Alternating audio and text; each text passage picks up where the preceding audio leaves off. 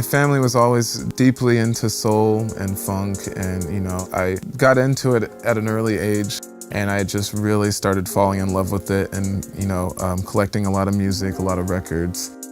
There were certain songs that I felt like, maybe you could add this here or tweak this out, or maybe have this solo go on for a little longer. I started getting more and more critical about the music that I was actually listening to, so I thought, hey, might as well try it out myself. From then on, I got a drum machine, I got some software to record in, did a lot of sampling, and here I am now. My grandpa was like in a country band and had a lot of music instruments and stuff around the house, like little tape decks and stuff to record to. So, when I was a kid, I would go over there and just kind of mess around with his drum machine that he had, just basically to keep tempo, to practice with his pedal steel. And I would just kind of mess around with it and play guitar and kind of record these songs about my babysitter. Just like a very early form of music making for sure. But that was very, very early on where I realized I love to make music.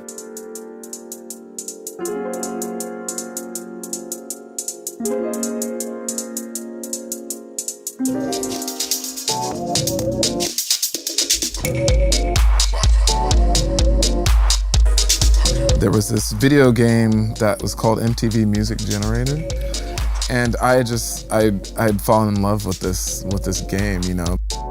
I remember the first song that I had actually made was this kind of really choppy, trip hop instrumental beats. After finishing that song, I rejoiced. I showed it to all of my friends, my family, and it was probably one of the crappiest tracks that you've heard, but it was a turning point for me.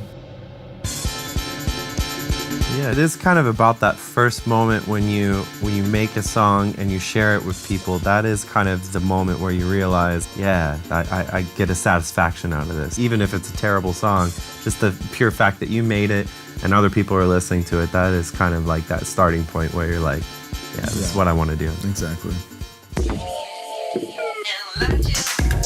I've always had a very minimal setup. It's always been laptop and a few MIDI controllers, and I've just kind of stuck with that. And I've had some analog gear here and there, but I mainly just sample the crap out of it and then I get rid of it or sell it or whatever. I kind of fully switched up my production process, and it's pretty much 90% analog now.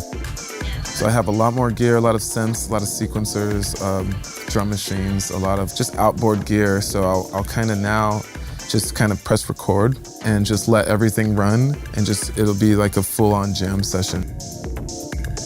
And then from there, I'll do kind of last-minute editing and, move things around here and there, but I don't play with it too much. I like to keep it like that raw, initial recording.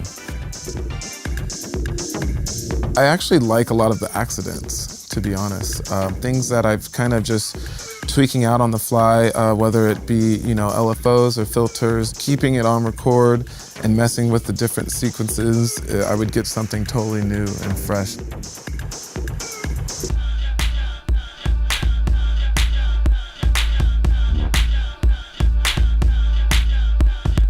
I've been working on a lot of these panorama bar influenced projects and starting a lot of the tracks with push, but I've also been bringing push out to live gigs and either doing DJ sets and sort of running drum sequences over tracks and just kind of playing around and having fun with that, or also with Sepulture we've started using it and sort of launching stems and also running drum sequences and stuff like that.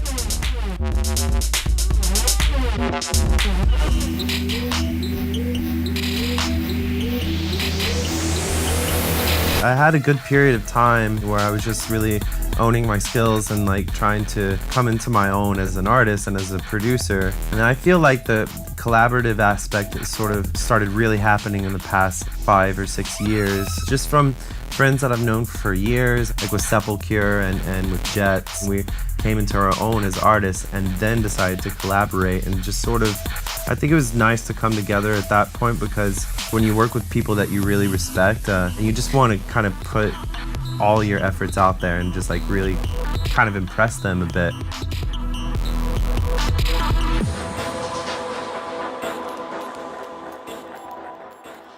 This is the first time we've actually collaborated in the studio together.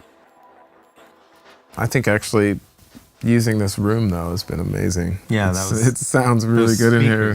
Yeah, those speakers are ridiculous.